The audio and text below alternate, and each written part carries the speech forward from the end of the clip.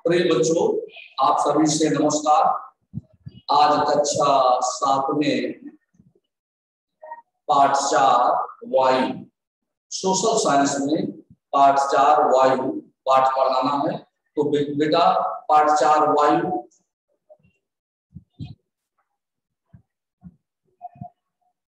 पाठ 4 वायु निकालें।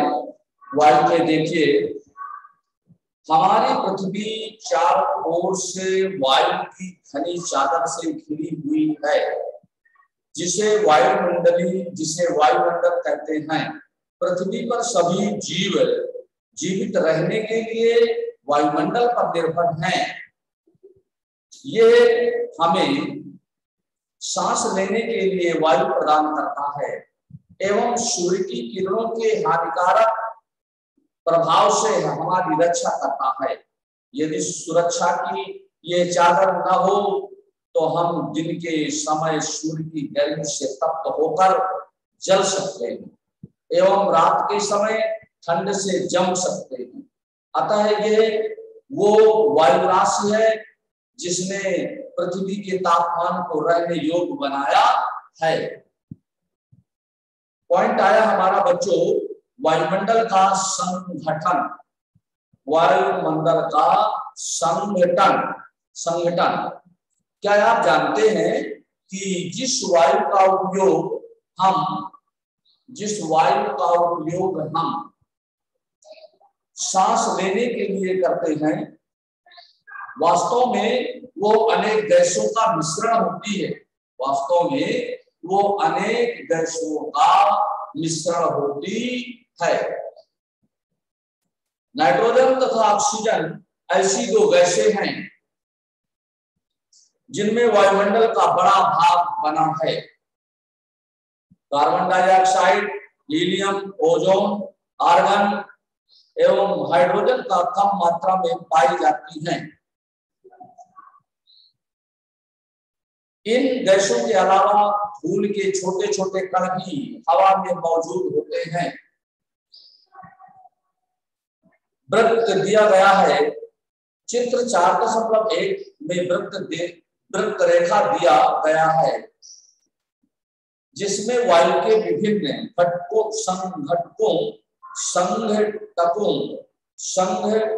संघटकों के प्रतिशत दर्शाए गए हैं। नाइट्रोजन वायु में सर्वाधिक पाई जाने वाली गैस है। नाइट्रोजन वायु में सर्वाधिक पाई जाने वाली गैस है। नाइट्रोजन वायु में सर्वाधिक पाई जाने वाली गैस है। जब हम सांस लेते हैं तब फेफड़ों में कुछ नाइट्रोजन भी ले जाते हैं और फिर उसे बाहर निकाल देते हैं। परंतु पौधों को अपने जीवन के लिए नाइट्रोजन की आवश्यकता होती है। वह सीधे वायु से नाइट्रोजन नहीं ले पाते। मृदा तथा कुछ पौधों की जड़ों में रहने वाले जीवाणु वायु से नाइट्रोजन लेकर इसका स्वरूप बदल देते हैं, जिससे पौधे इसका प्रयोग कर सकें। ऑक्सीजन वायु में प्रचुरता से मिलने वाली दूसरी गैस है। मनुष्य तथा पशु सांस लेने में वायु से ऑक्सीजन प्राप्त करते हैं। हर एक पौधा प्रकाश संश्लेषण द्वारा ऑक्सीजन उत्पन्न करते हैं। इस प्रकार वायु में ऑक्सीजन की मात्रा समान बनी रहती है। यदि हम वृक्ष काटते हैं तो ये संतुलन बिगड़ जाता है। कार्बन डाइऑक्साइड अन्य महत्वपूर्ण गैस है। हरे पादप अपने भोजन के रूप में कार्बन डाइऑक्साइड का प्रयोग करते हैं और ऑक्सीजन वापस देते हैं। मनुष्य और पशु कार्बन डाइऑक्साइड बाहर निकालते हैं। मनुष्य और पशु कार्बन डाइऑक्साइड बाहर निकालते हैं। मनुष्यों तथा पशुओं द्वारा बाहर छोड़ी जाने वाली कार्बन डाइऑक्साइड की मात्रा पादपों द्वारा प्रयोग की जाने वाली गैस के बराबर होती है, जिससे ये संतुलन बना रहता है। परंतु ये संतुलन कोयला तथा खनिज तेल आदि ईंधनों के जलाने से गड़बड़ा जाता है।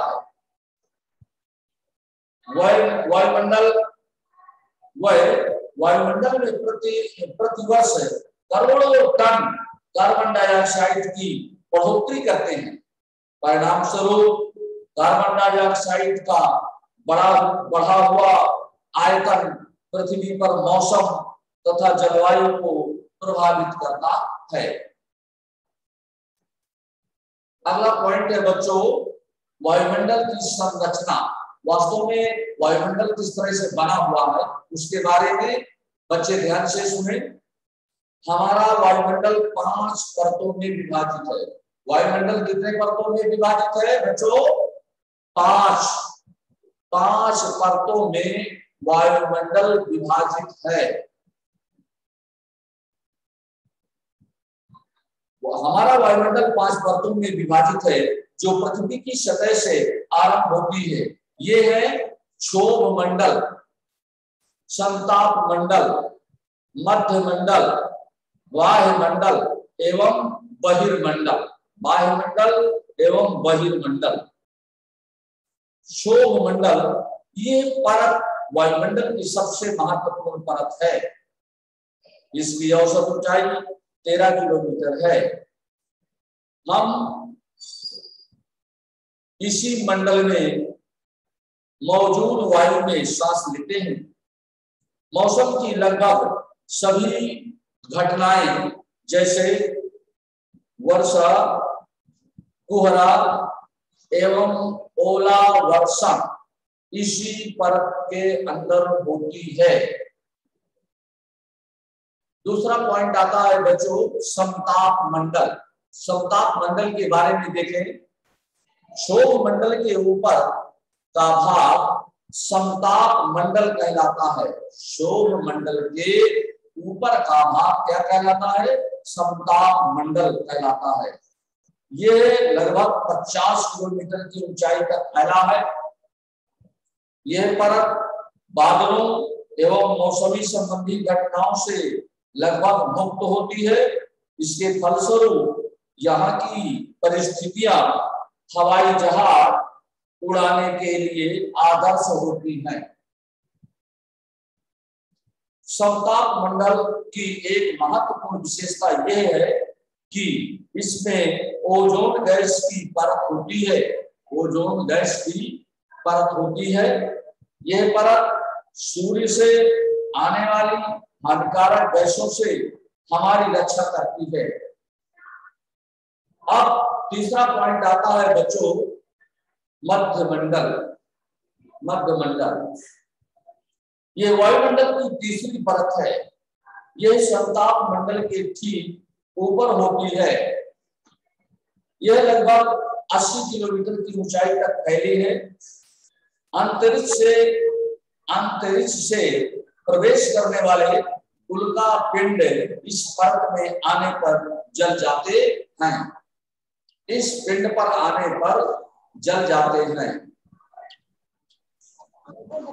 वायुमंडल लास्ट में आता है आपका वायुमंडल। वायुमंडल में बढ़ती ऊंचाई के साथ तापमान अत्यधिक तीव्रता से बढ़ता है। आयन मंडल इस परत का एक भाग है।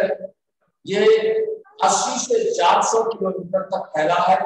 रेडियो संचार के लिए ये परत का उपयोग होता है। वास्तव में पृथ्वी से प्रसारित रेडियो तरंगे इस परत द्वारा पुनः पृथ्वी पर परावर्तित कर दी जाती हैं। बहिर्मंडल वायुमंडल की सबसे ऊपरी परत को बहिर्मंडल के नाम से जाना जाता है। ये वायु की पतली परत होती है, हल्की गैसें जैसे हीलियम एवं हाइड्रोजन यहाँ से अंतरिक्ष में तैरती रहती हैं, अंतरिक्ष में तैरती रहती हैं।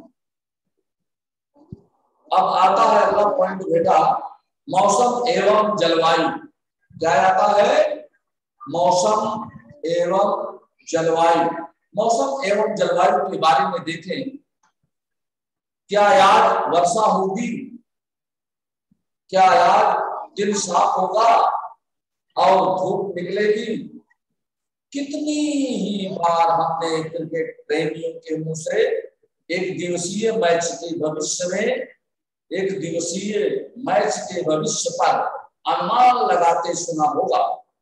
यदि हम कल्पना करें कि हमारा शरीर एक रेडियो है और मस्तिष्क स्पीकर, तो मौसम वो है जो इसके नियंत्रण बटनों से छेड़छाड़ करता रहता है।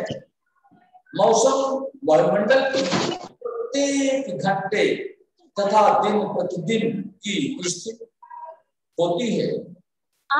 आर्द्र एवं गर्म मौसम किसी को भी चिड़चिड़ा बना सकता है। अच्छा हवादार मौसम हमें आनंद देता है और हम घूमने की योजना भी बना सकते हैं।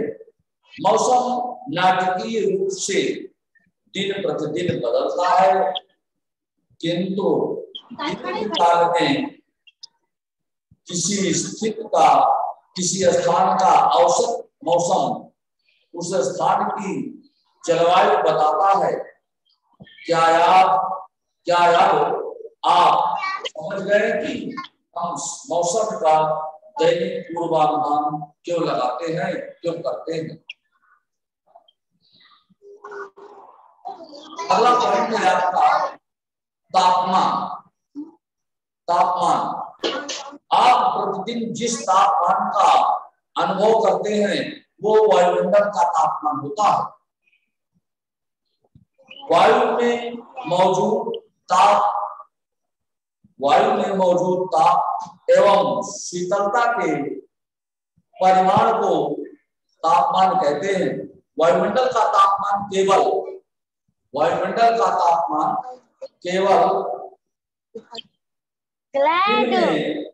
केवल दिन और रात में ही नहीं बदलता, बल्कि ऋतुओं के अनुसार भी बदलता है।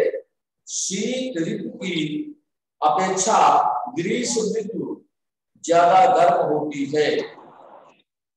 आतपन एक महत्वपूर्ण कारक है जो तापमान के वितरण को प्रभावित करता है।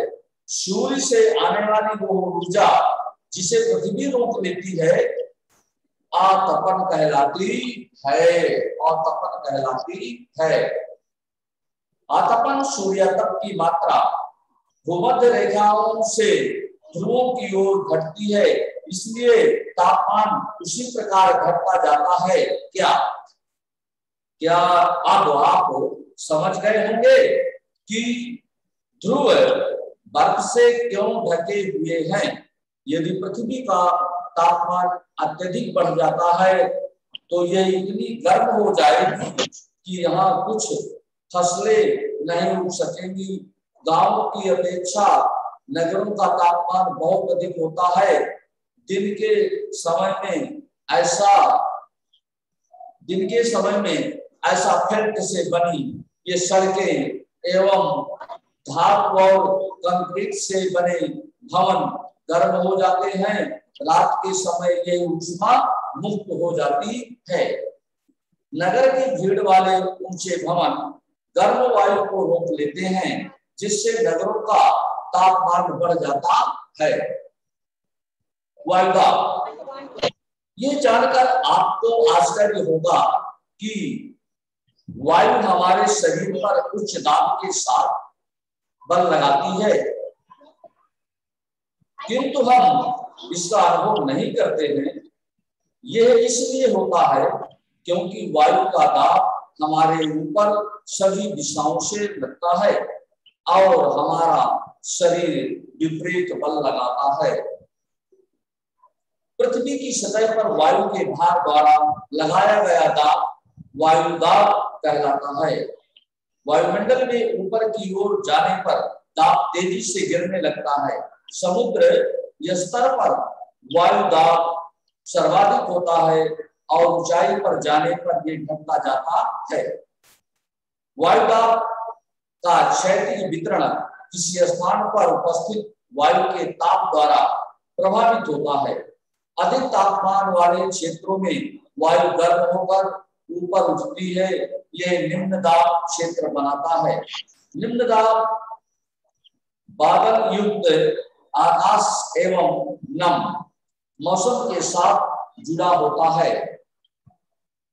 कम तापमान वाले क्षेत्रों की वायु ठंडी होती है।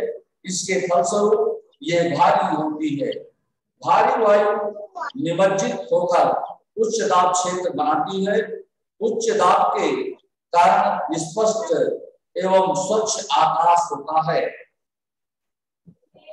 वायु उच्च दाब क्षेत्र से निम्न दाब क्षेत्र की ओर गमन करती है।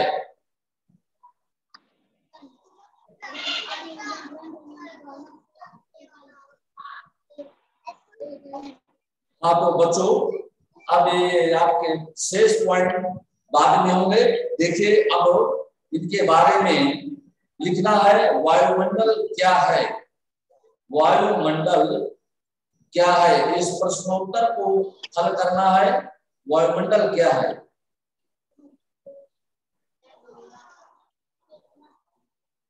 वायुमंडल का संगठन है। तो वायुमंडल क्या है?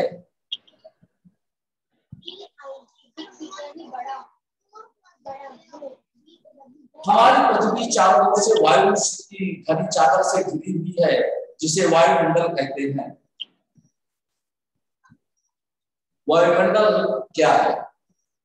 केवल पूछा जा रहा है वायुमंडल क्या है। प्रश्नोत्तर में देखे प्रश्नोत्तर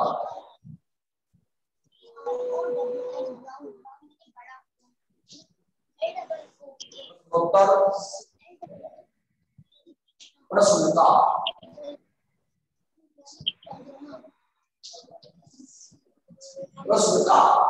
प्रश्नता में देखे बच्चों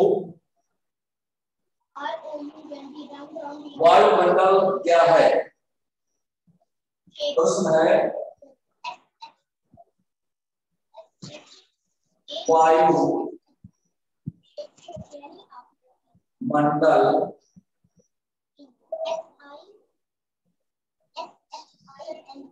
क्या है?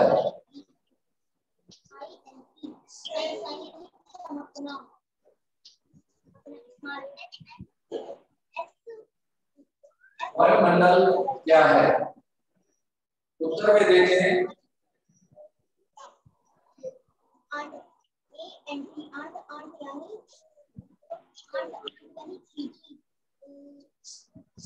उत्तर वायुमंडल क्या है? हमारी पृथ्वी चारों ओर से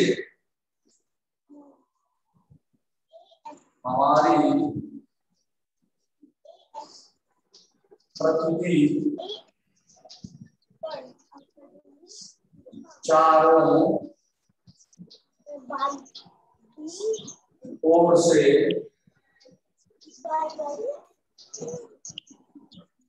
हमारी पृथ्वी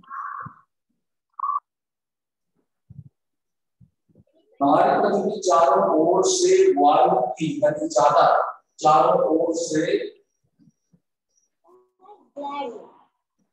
वायु की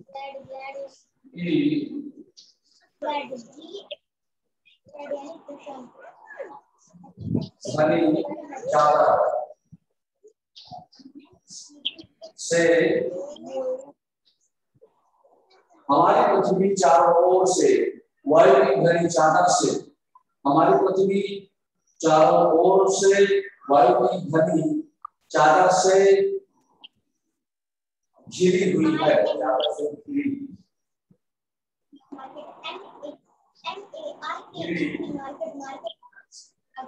हुई है, घिरी हुई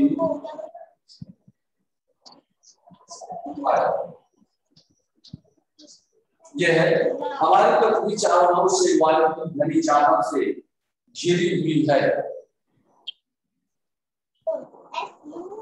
जिसे वायुमंडल कहते हैं, जिसे वायुमंडल कहते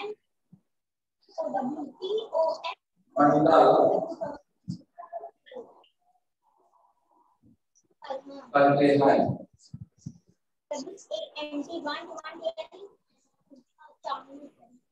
ये आपका प्रश्न का उत्तर रहा। वायुमंडल क्या है? हमारी पृथ्वी चारों ओर से वायु की घनी चादर से घिरी हुई है, जिसे वायुमंडल कहते हैं। अगला क्वेश्चन है आपका, वायुमंडल का अधिकतर भाग, प्रश्न नंबर था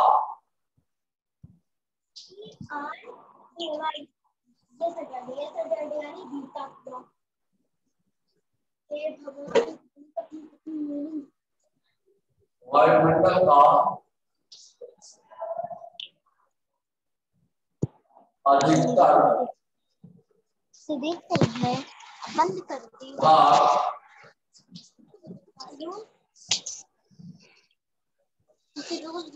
वायुमंडल का अधिकतर भाग किन दो गैसों से बना है? वायुमंडल का अधिकतर भाग किन दो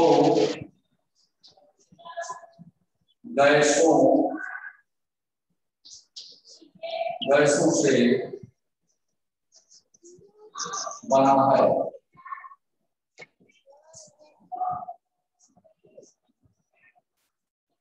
हाँ, ये प्रश्न है, वायुमंडल का अधिकतर भाग किन दो गैसों से बना है?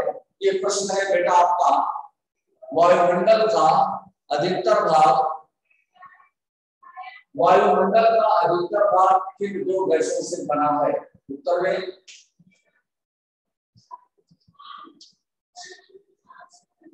उत्तर में देखें,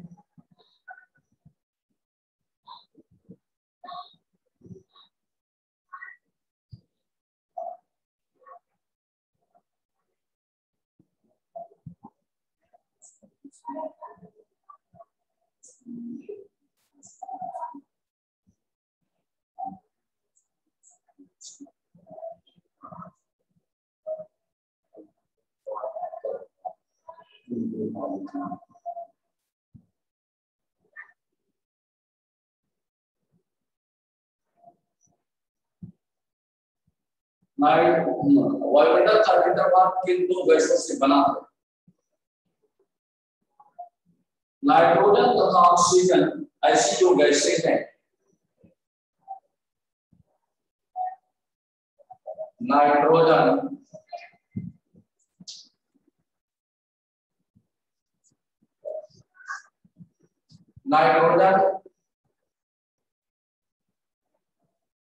तथा ऑक्सीजन, नाइट्रोजन तथा ऑक्सीजन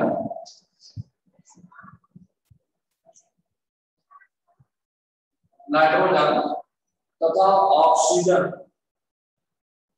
ऐसी दो गैसें हैं, ऐसी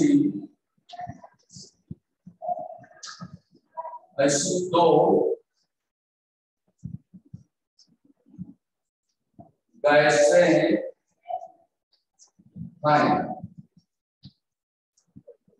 नाइट्रोजन तथा ऑक्सीजन ऐसी दो गैसें हैं,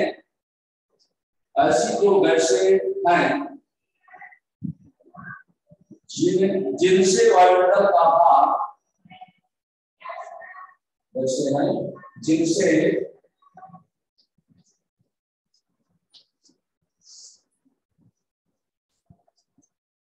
वायुमंडल का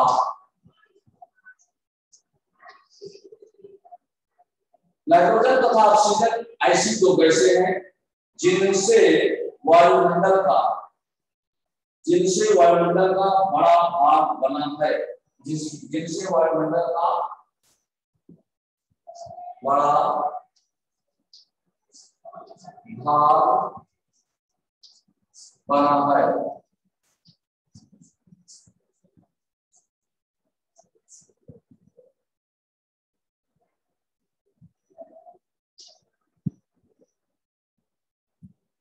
नाइट्रोजन तथा ऑक्सीजन ऐसी दो गैसें हैं जिनसे वायुमंडल का बड़ा भाग बना है।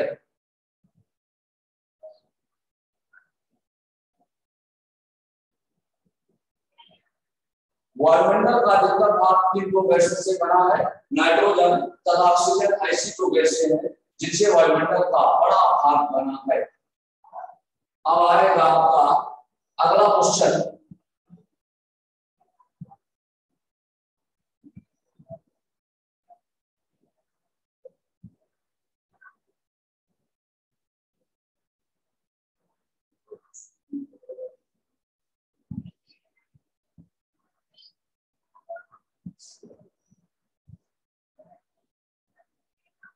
वायुमंडल में कौन कौन सी गैसें हरित ग्रह प्रभाव पैदा करती हैं? मौसम किसे कहते हैं? अगला नंबर आएगा आपका नंबर प्रश्न था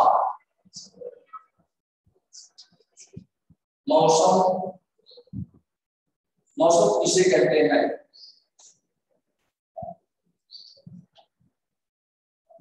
मौसम किसे कहते हैं?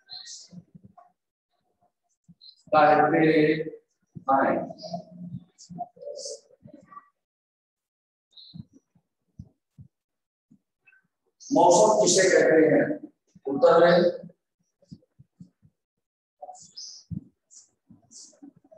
मौसम किसे कहते हैं, इसको उत्तर में देखें।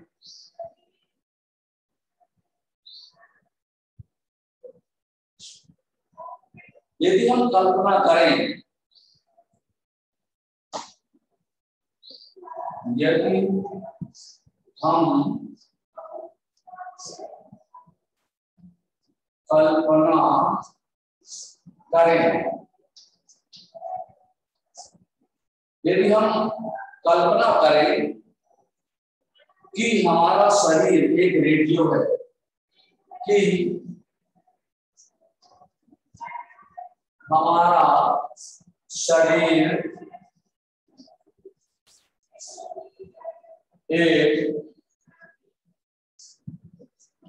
रेडियो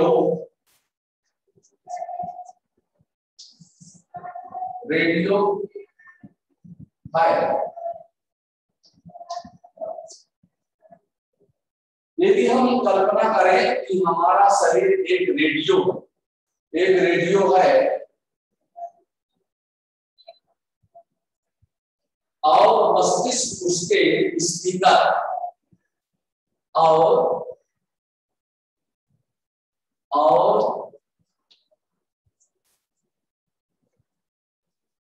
मस्तिष्क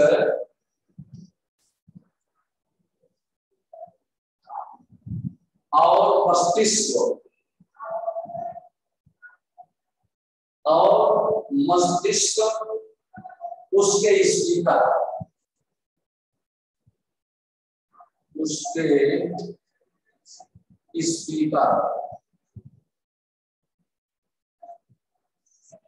और मस्तिष्क उसके स्पीकर। तो मौसम वह है, मौसम वह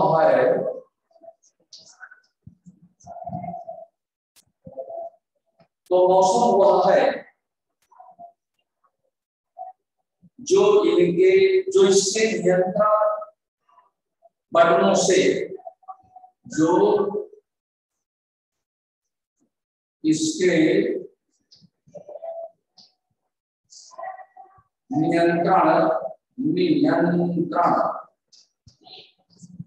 नियंत्रण बटनों से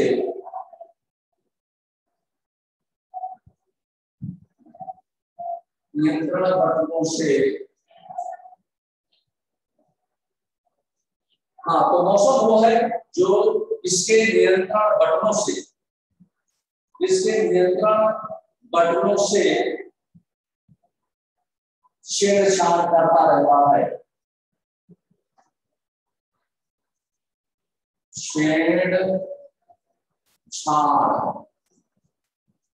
छेड़छाड़ करता रहता है, करता रहता है। और मस्तिष्क उसके स्पीकर, तो मौसम वो है जो इसके नियंत्रण बटनों से छेड़छाड़ करता रहता है, नियंत्रण बटनों से छेड़छाड़ करता रहता है।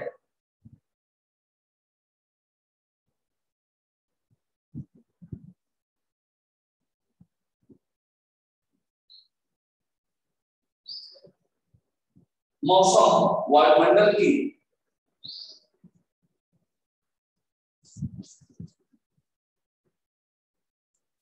मौसम वायुमंडल की मौसम वायुमंडल की प्रत्येक घंटे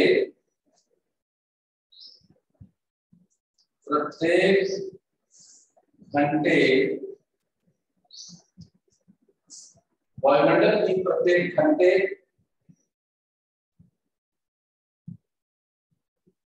तथा दिन प्रतिदिन की तथा दिन प्रतिदिन तथा दिन प्रतिदिन की स्थिति होती है, तथा दिन प्रतिदिन की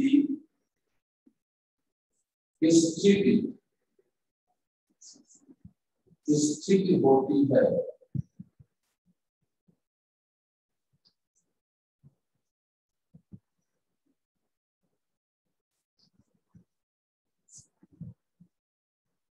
हाँ देखिए बच्चों, मौसम किसे कहते हैं? यदि हम कल्पना करें कि हमारा शरीर एक रेडियो है और मस्तिष्क उसके स्पीकर, तो मौसम वो है जो इसके नियंत्रण बटनों से छेड़छाड़ करता है। मौसम वायुमंडल की प्रत्येक घंटे तथा दिन प्रतिदिन की स्थिति होती है। मौसम वायुमंडल की प्रत्येक घंटे तथा दिन प्रतिदिन की स्थिति होती है।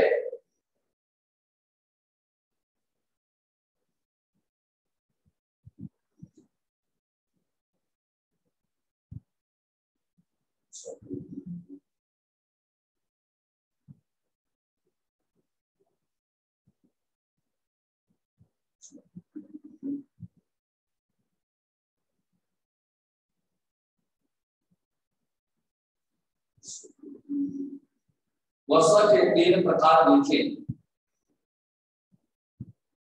वर्षा के 3 प्रकार लिखे।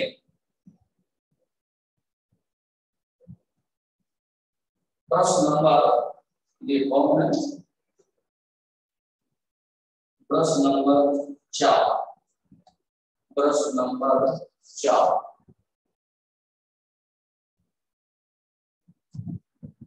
वर्षा के 3 प्रकार लिखे। वर्षा के 3 प्रकार लिखें।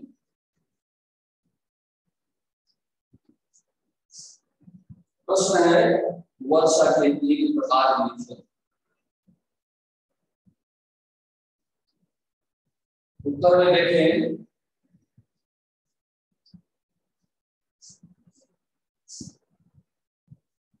उत्तर में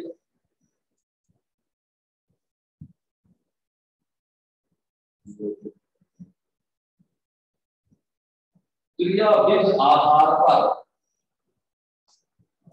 क्रिया विधि क्रिया विधि आधार पर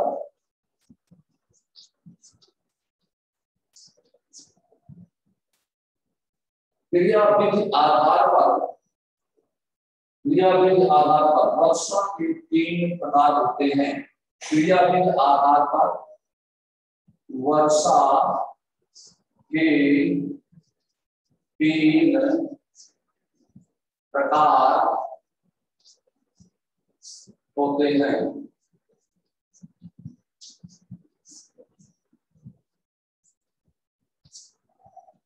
क्रियाविधि आधार पर वर्षा के 3 प्रकार होते हैं।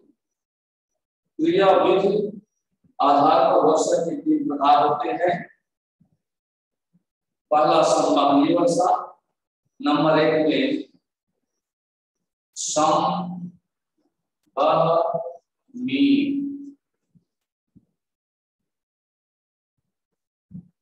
संवहनीय वर्षा, नंबर 2 बच्चों पहला संवहनीय वर्षा, नंबर 2 में है आपका पर्वतीय वर्षा। पर्वतीय वर्षा तीसरे नंबर में है चक्रवातीय वर्षा। चक्रवाती वर्षा, चक्रवाती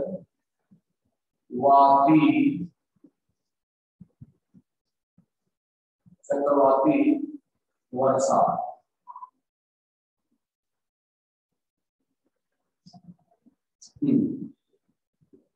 वर्षा के 3 प्रकार लिखे। वर्षा क्रियाविधि आधार पर वर्षा के 3 प्रकार होते हैं। पहला है संवहनीय वर्षा, दूसरा है पर्वतीय वर्षा, तीसरा है चक्रवातीय वर्षा।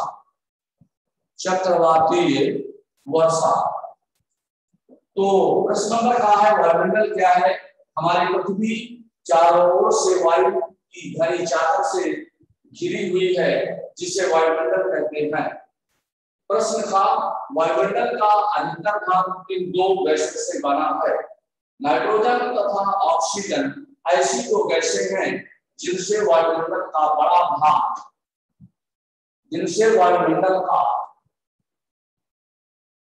भाग बना है। मौसम किसे कहते हैं। यदि हम कल्पना करें कि हमारा शरीर एक रेडियो है और 35 उसके स्पीकर, तो मौसम वो है जो इसके नियंत्रण घटकों से छेड़छाड़ करता रहता है। मौसम वायुमंडल की प्रत्येक घंटे तथा दिन प्रतिदिन की स्थिति होती है। वर्षा के 3 प्रकार में क्रियाविधि आधार पर वर्षा के 3 प्रकार होते हैं।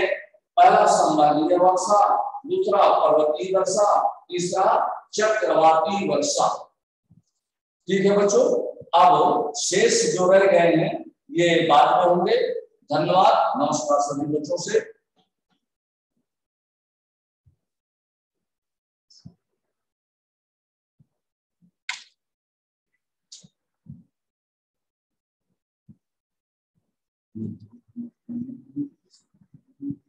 Thank you.